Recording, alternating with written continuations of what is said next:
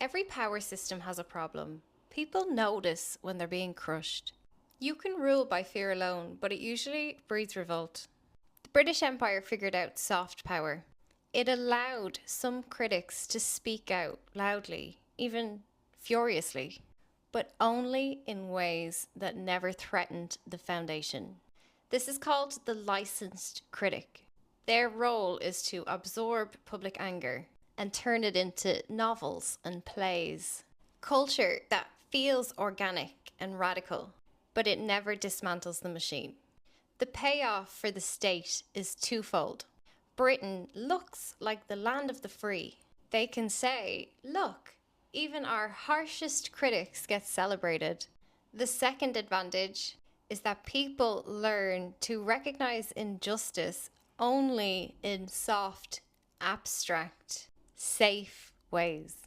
You feel validated and heard that somebody is saying what you think, but they will never organize against the real levers of power.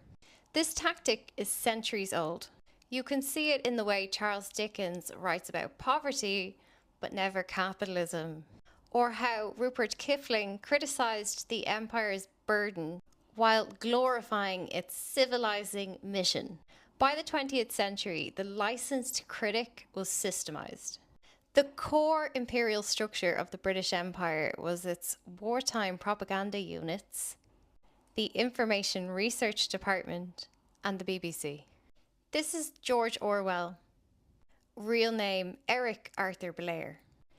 That is a BBC microphone. He was a licensed critic.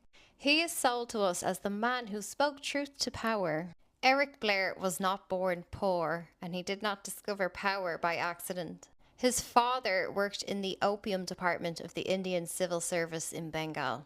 His father managed Britain's narcotics monopoly and oversaw a genocide. It is the revenue that funded the opium wars that paid for his education. Richard Blair administered warehouses in Motihari, Bengal. His family lived on extraction revenue disguised as a civil servant salary. His first job was in the Imperial Police in Burma, where he spent 5 years learning information warfare. He studied surveillance systems, crowd control, and informant networks. This is operational training in colonial occupation. When he leaves there in 1927, there's no resignation letter. There's no paper trail to verify the story of his moral objections. The crisis of conscience story is added much later. The next few years of his life are documented as drifting between Paris and London. He writes his book Down and Out, but fails to mention that his entire time adrift, he maintains his familial safety nets. At best, this was poverty tourism, but really it's credential building. Every down and out experience that he has later becomes marketable, publishable material. And by 1941, he moves into the BBC. The BBC Eastern Service was the Ministry of Information's Cultural Warfare Division. It's programming that was aimed at colonised populations during the war.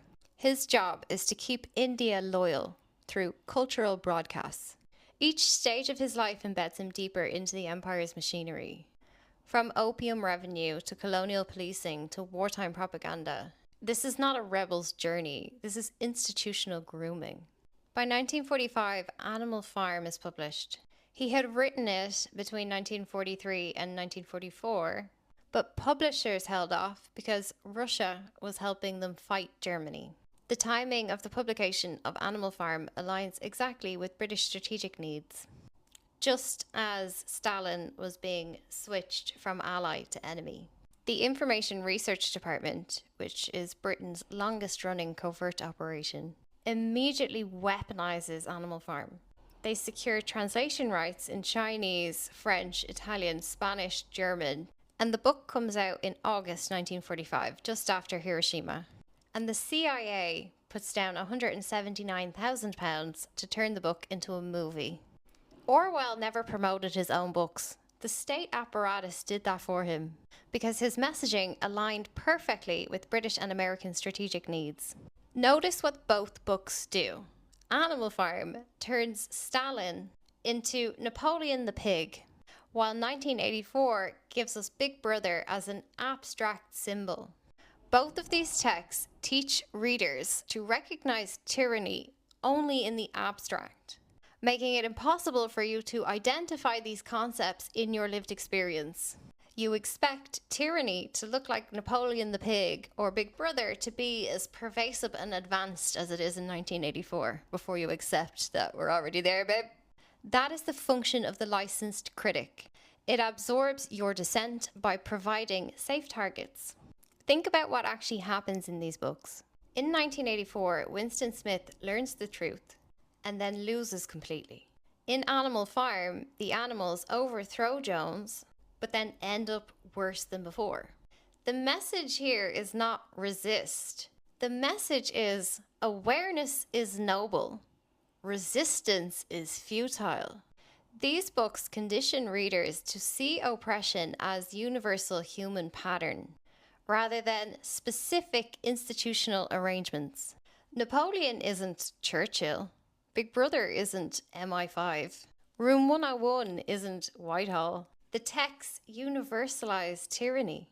He made it timeless and abstract. He never mentions the actual power structures that he was quite familiar with.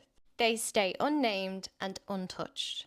Meanwhile, in 1949, he handed Celia Kirwan from the IRD a list of 86 writers he deemed as unsuitable propagandists. One of them he flags as Charlie Chaplin.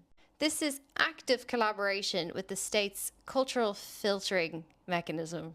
These books don't threaten British institutions. They target Soviet systems while teaching Western populations that surveillance equals protection, and that it's a hopeless and futile endeavour to try and resist. Animal Farm in 1984 act as cultural inoculation. They're designed to teach you to look for an Orwellian aesthetic while keeping you totally blind to the operational surveillance already expanding around you. You can learn some vocabulary, Big Brother, doublethink, thought crime, but you never use those words on the local institutions.